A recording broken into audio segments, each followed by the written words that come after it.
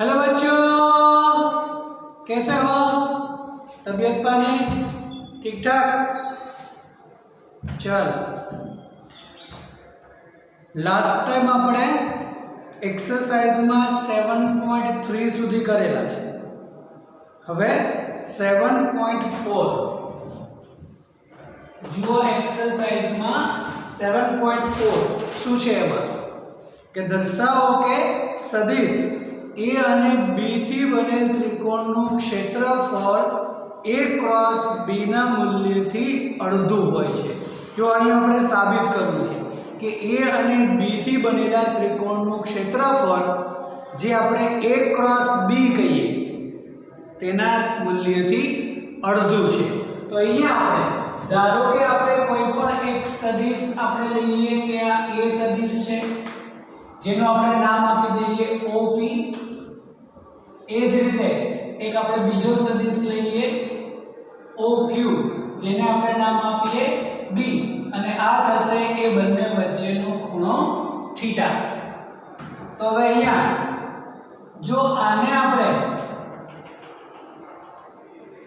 Joint કરીએ તો આ થઈ જશે આપણું ત્રિકોણ. આ ત્રિકોણનું આપણે ક્ષેત્રફળ જોઈએ છે. તો એના માટે જો અહીંયા આપણે એક લંબ દોરીએ અને એને આપણે હાઈટ તરીકે h કહીએ, તો હવે અહીંયા આપણે કોઈ પણ નામ આપી દઈએ આ બિંદુને r, તો qr જે છે એ h જેટલું કહી શકાય. બરાબર? ચલો, હવે આપણે કરવું છે કે ત્રિકોણનું જે કંઈ પણ ક્ષેત્રફળ છે એ A ક્રોસ B ના મૂલ્ય કરતા અડધું છે. તો પહેલા આપણે A ક્રોસ B કરીએ અને A ક્રોસ B નું જે મૂલ્ય છે એ હંમેશા આપણે કહીએ છીએ AB sin θ, કેમ કે A ક્રોસ B નું જે મૂલ્ય લઈએ એ હંમેશા આપણને AB sin θ, θ એ A અને B વચ્ચેનો ખૂણો છે. ઓકે, ચલો. તો હવે અહીંયા આ A તો છે જ. હવે આપણે આ B sin θ ને અલગ કરીએ અને હવે આકૃતિ પરથી વિચારીએ કે આકૃતિ પરથી આપણે sin θ શું કહી શકાય? તો sin θ એટલે કે સામેની બાજુ અને કર્ણ થશે, એટલે કે આ થઈ જશે QR upon B, એટલે કે QR is equal to શું થશે? B sin θ. ઓકે, તો હવે અહીંયા આપણે A ક્રોસ B ના જે મૂલ્યમાં મૂકીએ તો આ થઈ જશે A into QR. QR એટલે આપણે કહીએ H થઈ જશે, A into H. ઓકે, હવે અહીંયા આપણે 2 વડે ગુણી અને 2 વડે ભાગી દઈએ, તો આ 2 વડે ભાગી દઈએ અને આ 2 વડે આપણે ગુણીએ. તો હવે અહીંયા જે કાંઈ પણ લંબ છે h, ત્યારે આ ત્રિકોણનું ક્ષેત્રફળ કહી શકાય કે હાફ બેઝ અને તેનો લંબ. બરાબર છે? તો આ થઈ જશે બેઝ અને આ થયો તેનો લંબ. આ થશે ત્રિકોણનું ક્ષેત્રફળ, એટલે કે આ કહી શકાય ત્રિકોણનું ક્ષેત્રફળ. તો A ક્રોસ B નું જે મૂલ્ય છે એ શું થયું? ત્રિકોણના ક્ષેત્રફળ કરતા અડધું. બસ એ જ તો આપણે સાબિત કરવું છે. ઓકે, ચલો નંબર 7.5 શું કીધું છે? 7.5 ની અંદર કે દર્શાવો કે A dot B cross C એ ત્રણ સદિશો A, B અને C થી બનતા સમાંતર બાજુ ચતુષ્કોણના કદના મૂલ્ય બરાબર હોય છે. તો અહીંયા પહેલા આપણે સમાંતર બાજુ ચતુષ્કોણ દોરીએ. ચલો, આપણે આ સ્વરૂપે કંઈક સમાંતર બાજુ ચતુષ્કોણ દોરીએ. એ જ રીતે આપણે અહીંયા કહી શકીએ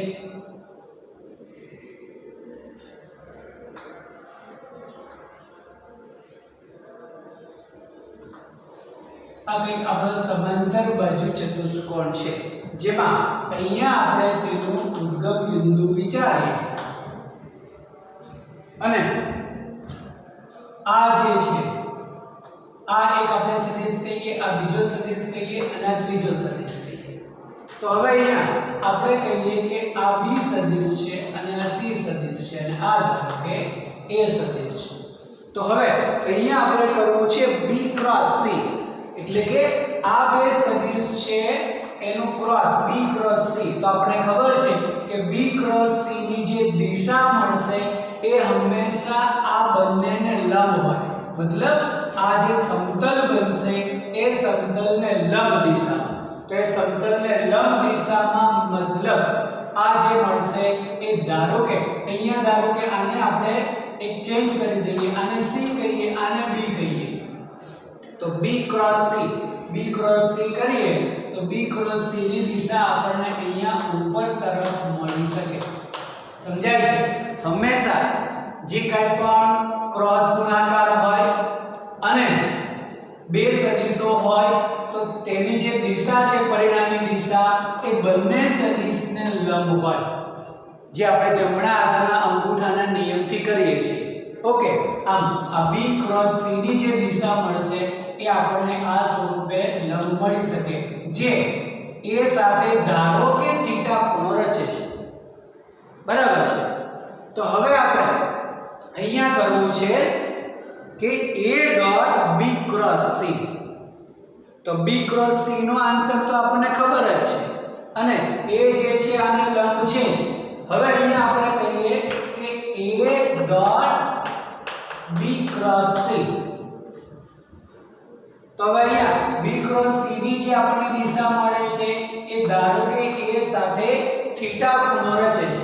એનો મતલબ કે આ b ક્રોસ c ની જે દિશા છે એ a સાથે થીટા ખૂણો છે, ત્યારે અહીંયા આપણે આ પ્રમાણે લખી શકાય કે a નું જે મૂલ્ય છે અને આનું જે મૂલ્ય છે b cross c into cos theta, આ પ્રમાણે લખી શકાય. બરાબર? હવે અહીંયાથી જો આપણે આગળ કરીએ તો હવે આ જે થશે a નું મૂલ્ય છે, આ b ક્રોસ c જે છે એનું આપણને મૂલ્ય મળશે અને થીટા તો આ બંને વચ્ચેનો ખૂણો છે જ, ત્યારે એવું કહી શકાય કે આનું મૂલ્ય અને આ જે છે b ક્રોસ c નું મૂલ્ય, એ મૂલ્ય થઈ જશે તેનું કદ થશે. આમ આ જે b ક્રોસ c ની જે દિશા આપણને મળે છે તો એવું કહી શકાય કે આનું મૂલ્ય અને આનું મૂલ્ય એ થઈ જશે સમાંતર બાજુ ચતુષ્કોણનું કદ. એનો મતલબ હવે આની જ નીચે જો આપણે લખવું હોય તો લખી શકાય કે આ જે છે એ b ક્રોસ c નું જે મૂલ્ય છે એ આપણને મળશે એના બેઝનું ક્ષેત્રફળ. આ જે છે આ a નું મૂલ્ય તો છે જ અને આ જે છે એ કહી શકાય કે એના બેઝનું ક્ષેત્રફળ. તો ક્ષેત્રફળ અને પાછો તેનો લંબાઈ એનો ગુણાકાર થશે તેનું કદ. આમ a dot b cross c જે મળે છે એ એના કદના મૂલ્ય જેટલું મળી શકે. ચલો નંબર 6 શું કહે છે? 6 ની અંદર x y z ઘટકો જેના સ્થાન સદિશ r એ px py pz ઘટકો સાથે વેગમાન હોય અને તેના કોણીય વેગમાનના x y z અક્ષો પર ઘટકો શોધો કે જે ફક્ત xy સમતલમાં જ ગતિ કરી શકે. કોણીય વેગમાન માત્ર z ઘટકો જ હોય છે. અહીંયા આપણે તે સાબિત કરવું છે.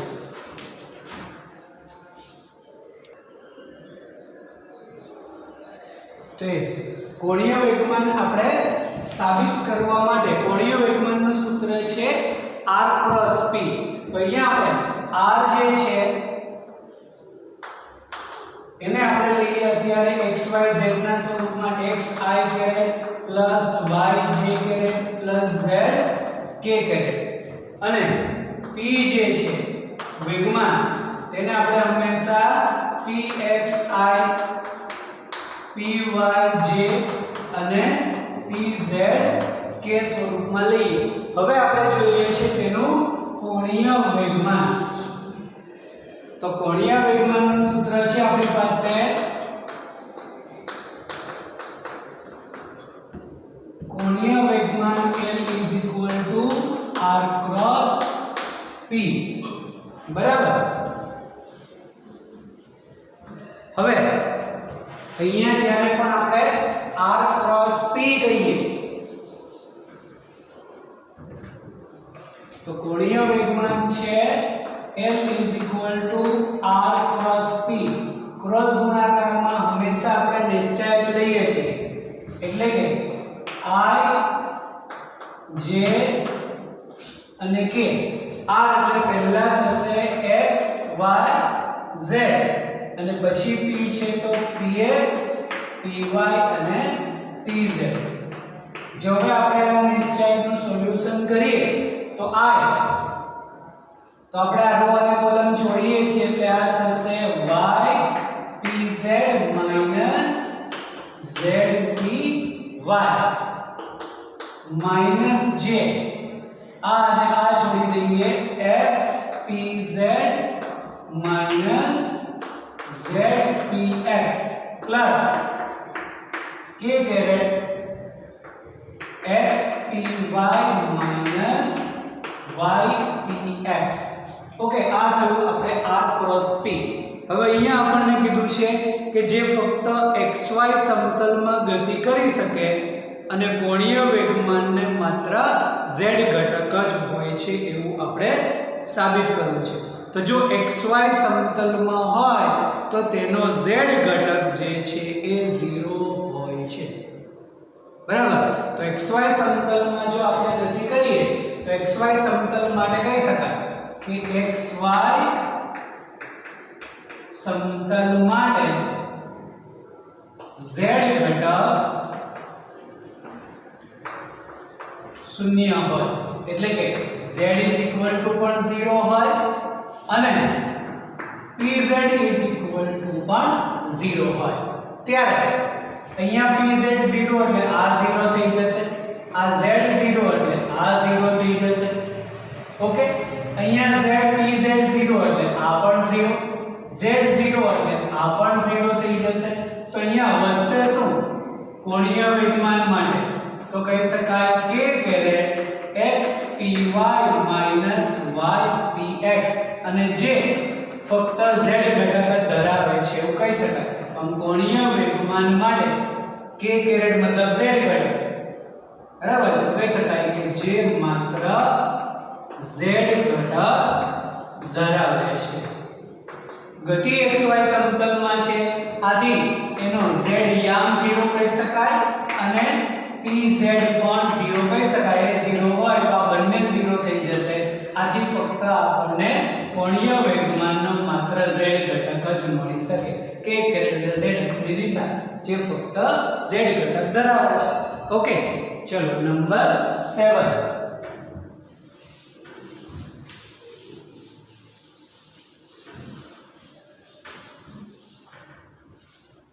શું કીધું છે 7 ની અંદર?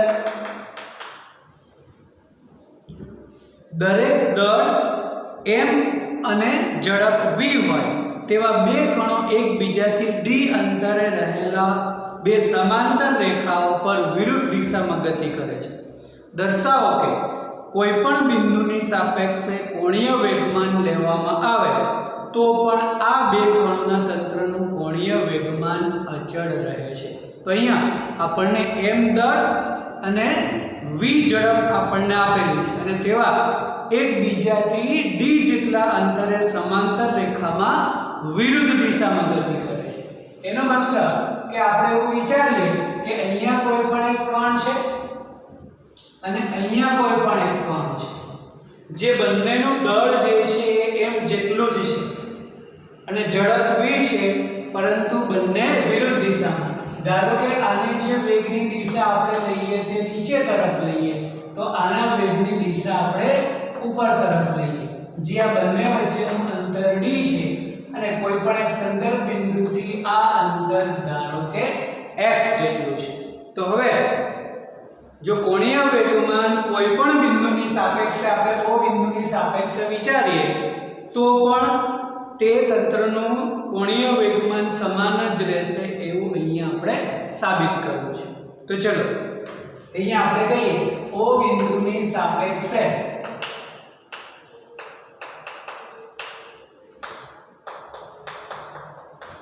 કોણીય વેગમાન અથવા તો આપણે એવું કહીએ કુલ કોણીય વેગમાન એટલે કે બંનેનું કોણીય વેગમાન જો આપણે લઈએ તો L L1 L2 કહીએ. L1 એટલે R ક્રોસ P. ઓકે, હવે અહીંયા વેગ નીચે છે એનું વેગમાન પણ નીચેની દિશામાં થશે, અહીંયા વેગ ઉપર છે તો વેગમાન પણ ઉપરની દિશામાં થશે. અને અહીંયા આપણે કહી શકાય કે પહેલાનું જે અંતર છે આ પહેલો કણ કહીએ, આ બીજો કણ કહીએ, તો પહેલા કણનું જે અંતર છે એ x થશે. તો એવું કહી શકાય કે r ક્રોસ p એટલે કે x ક્રોસ p, અને બીજા માટે આ અંતર થઈ જશે x d. તો x d ક્રોસ p.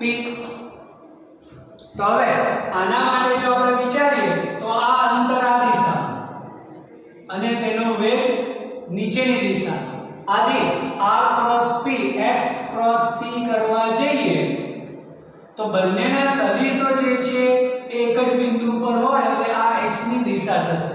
સમજાય છે? તો આ x ક્રોસ p કરીએ તો અંદર તરફ, એટલે આનું જે કાંઈ પણ ક્રોસનો જે આન્સર આવશે તે અંદર તરફની દિશા આપણે ઋણ લઈએ છીએ. આથી એવું કહીએ કે -x * p થઈ જશે, કેમ કે બંને વચ્ચેનો ખૂણો તો 90 જ છે એટલે sin 91 પ્લસ આ x પ્લસ d અને ઉપર છે, આથી જમણા હાથના અંગૂઠાનો નિયમ લગાવીએ આપણે તો તે બહાર તરફ આવશે, બહાર તરફની દિશા આપણે ધન લઈએ છીએ. આથી આ થઈ જશે x + d * p જે ધન થશે. ચલો હવે આપણે આ -xp પ્લસ અહીંયા થઈ જશે તો xp + dp. તો -xp + xp કેન્સલ 0 થઈ જશે.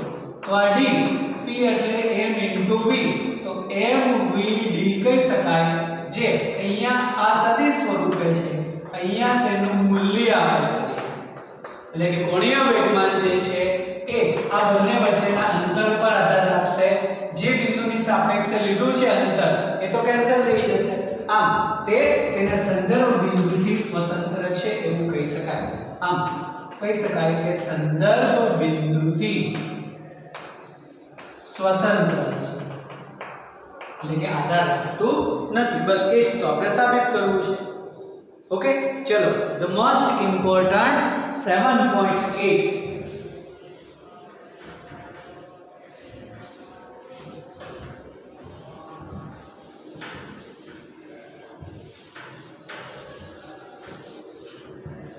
શું કીધું છે આપણને 7.8 ની અંદર?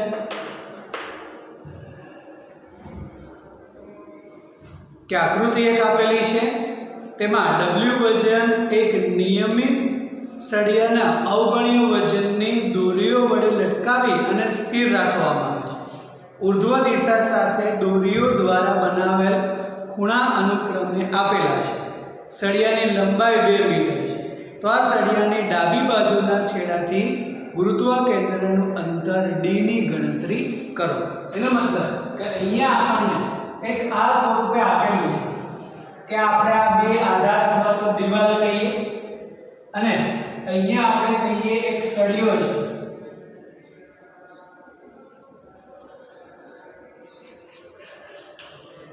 કે જેની લંબાઈ 2 મીટર જેટલી છે. અહીંયાથી એક દોરી જોડેલી છે, જે ખૂણો આપણને આપેલો છે θ1 કહીએ, જે છે 36.9 ડિગ્રી, અને અહીંયા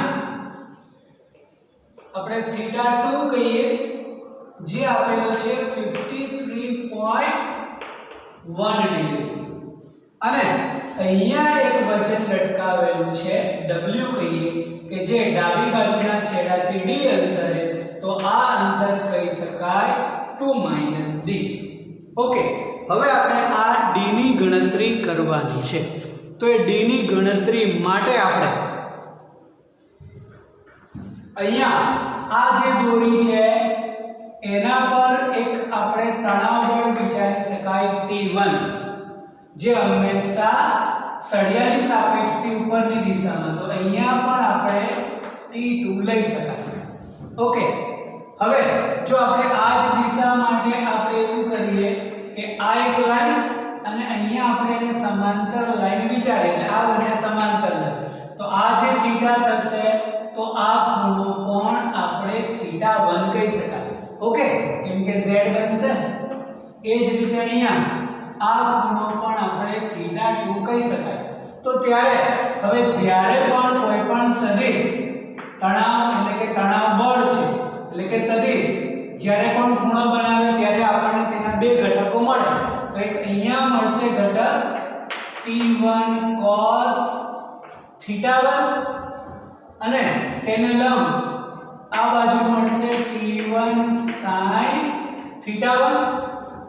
એ જ રીતે આ T2 માટે θ2 ખૂણા માટે કહી શકાય T2 cos θ2 અને અહીંયા કહી શકાય T2 sin θ2. બોલો એટલે સુધી ક્લિયર હંમેશા કે જ્યારે પણ કોઈ સદિશ હોય અને એનો ખૂણો બનતો હોય તો એના બે ઘટકો આપણને મળે, जिधर का कोण उधर का cos એવું આપણે વિચારીએ એટલે કે જેની સાથે ખૂણો હોય તેના પર હંમેશા cos ઘટક હોય. તો આ થઈ જશે T1 cos θ, આ T1 sin θ. એ જ રીતે અહીંયા T2 cos θ અને T2 sin θ. તો હવે પહેલા આપણે રેખીય સંતુલન વિચારીએ. તો રેખીય સંતુલન માટે આ બે બળો વિરુદ્ધ દિશામાં છે એટલે સરખાવી શકાય. પછી આ બે ઉપર તરફ અને તેનું વજન બળ W નીચે તરફ છે તો એને સરખાવી શકાય. તો આપણે એવું કહીએ કે રેખીય સંતુલનની શરત મુજબ શું કહી શકાય આપણે T1 sin θ1 T2 sin θ2. સમીકરણ નંબર 1 અહીંયા તેના મૂલ્ય મૂકી શકાય. અત્યારે આપણે θ1 θ2 પણ આપણે છેલ્લે વિચારીએ અને એવું કહી શકાય કે W T1 cos θ1 T2 cos θ2. સમીકરણ નંબર 2. ઓકે, અહીંયા આપણને વજન બળ આપેલું નથી. જોઈએ કોઈ પણ વજન બળ આપણને આપેલું નથી, એનું મૂલ્ય ફક્ત એવું કીધું છે કે એનું એક વજન લટકાવવામાં આવે છે, વજન બળ આપેલું નથી. એટલે આનો આન્સર અત્યારે આપણને મળશે નહીં, આ એમનેમ જ. ચલો હવે ડાયરેક્ટ આપણે કહીએ ચાક ગતિ સંતુલન માટેની શરત. હવે ચાક ગતિ સંતુલન આપણે આ W ની સાપેક્ષે લઈએ. ચાક ગતિ સંતુલન માટેની શરત એમાં પણ આપણે કહીએ W ને સંદર્ભ તરીકે લેતા. કેમ કે આપણને આ જ વજન બળ આપેલું નથી તો એને જ આપણે સંદર્ભ બિંદુ તરીકે લઈએ, ત્યાંથી જ બધા અંતરો લઈએ. તો હવે અહીંયા જો આના માટે આપણે કહીએ sin θ અને આ અંતર થશે d, બંને એક જ દિશામાં છે, તેનો ક્રોસ ગુણાકાર હંમેશા 0 હોય. સમાંતર સદિશનો ક્રોસ ગુણાકાર હંમેશા 0 હોય. શું કામ?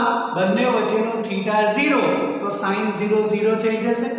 આથી T1 sin θ અને d આનો ક્રોસ ગુણાકાર આવશે નહીં. એ જ રીતે 2 - d અને T2 sin θ2 પણ બંને અંતર અને બળ એક જ દિશામાં છે, એનો આપણને ક્રોસ ગુણાકાર મળતો નથી કેમ કે θ 0 થશે. θ 0 મતલબ એ ટોર્ક જ 0 થઈ જશે.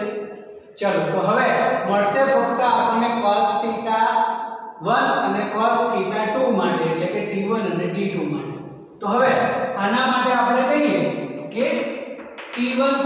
થીટા માટે તો t1 cos થીટા માટે w થી d અંતર આ બાજુ એનો મતલબ કે w અહીંયા છે આપણા માટે અને આ અંતર આપણા માટે છે d ઓકે અને ત્યાં જ બળ છે ઉપરની દિશામાં અહીંયા બળ આપણે કહીએ t1 cos θ1 અને આ અંતર d તો d ને આપણે આગળની દિશામાં લંબાવવું પડે તો જ આ બંનેના જે પૂછ છે એ એક જ બિંદુ પર હોઈ શકે હવે આપણે કહીએ r ક્રોસ f એટલે કે d થી t1 cos θ સમઘડી દિશામાં હોય ત્યારે હંમેશા અંદર તરફ તો આનું ટોર્ક જે છે એ અંદર તરફ કહી શકાય ચલો હવે આના માટે આપણે કહીએ એટલે કે આ બિંદુ માટે આપણે કહીએ t2 cos θ તો t2 cos θ અહીંયા છે અને w અહીંયા છે આ અંતર આપણા માટે છે 2 - d તો એને પણ આપણે આગળની દિશામાં લંબાવવું પડે અને ત્યારે r ક્રોસ f આપણે લઈ શકાય જે આપણને બહારની દિશામાં મળશે તો અંદર તરફ અને બહારની તરફનો સરવાળો 0 અથવા બંને સામસામે સમાન કહી શકાય ઓકે તો એની જે સમતુલનની શરત આપણે કહીએ તો આ રીતે લખી શકાય d * t1 cos θ1 = 2 - d * t2 cos θ2 okay આ ઇક્વેશન નંબર 2 એકની અંદર આપણને sin મળે છે બીજાની અંદર આપણને cos મળે છે તો 1 અને 2 નો આપણે ગુણોત્તર લઈ શકાય એટલે શું થશે જે t1 t2 છે એ બી કેન્સલ થઈ જશે અને sin cos આપણને tan મળી શકે tan નું ટેબલ છે આપણી પાસે તો એવું કહી શકાય 1 અને 2 નો ગુણોત્તર લેતા તો 1 અને 2 નો ગુણોત્તર લઈએ તો જુઓ અહીંયા t1 તો કેન્સલ આ sin cos એટલે થશે tan તો આ થઈ જશે 1/d tan θ1 સમજાય છે 1/2 કરો તો d તો નીચે આવશે અને sin cos થઈ જશે tan θ1 is equal to અહીંયા પણ t2 કેન્સલ 1/2 - d અને આ પણ થશે tan θ2 બરાબર તો હવે આપણે એનું મૂલ્ય મૂકીએ θ1 એટલે 36.9 ડિગ્રી તો 1/d tan 36.9 ડિગ્રી એ જ રીતે આ 2 - d અને tan 53.1 ડિગ્રી ઓકે તો હવે અહીંયા આપણે tan નું મૂલ્ય જોવાનું છે 36.9 ડિગ્રી તો tan નું ટેબલ જુઓ તેમાં tan 36.9 ડિગ્રી લગભગ 37 પણ કહી શકાય અને એ મળશે 0.75 એટલે 3/4 કહી શકાય તો અહીંયા યાદ રાખો કે જ્યારે પણ આપણે tan 36.9 ડિગ્રી હોય તો એને 3/4 લખી શકાય આ યાદ રાખો હંમેશા યાદ રાખો ઓકે તો અહીંયા આને કહી શકાય આપણે 3/4d = 1/2 - d તો હવે આ જે છે બંને એક્ઝેક્ટ ઓપોઝિટ થશે 90 - થયું જુઓ એનો મતલબ કે આ જે મૂલ્ય થશે એનું ઇન્વર્સ થઈ જશે એટલે કે આ મળશે આપણને 4/3 એનો આન્સર પણ ચેક કરી લેવો આ થઈ જશે 4/3 એનો મતલબ કે tan 53.1 ડિગ્રી યાદ રાખો હંમેશા 4/3 એટલે 36.9 યાદ રાખો 90 - કરશો એટલે આ મળશે એ મૂલ્ય પણ હંમેશા યાદ રાખો બસ હવે આનો આપણે સોલ્યુશન કરવાનું છે કે 3/4d = 1/2 - d અને 4/3 તો પહેલા આ વિડિયો પૂછ કરીને એટલું લખી લો હજીનું સોલ્યુશન આપણે બાકી છે ચલો તો હવે અહીંયાથી આપણે તેનું સોલ્યુશન કરીએ તો આ એના ગુણાકારમાં આવશે એટલે કે 3 * 2 - d is equal to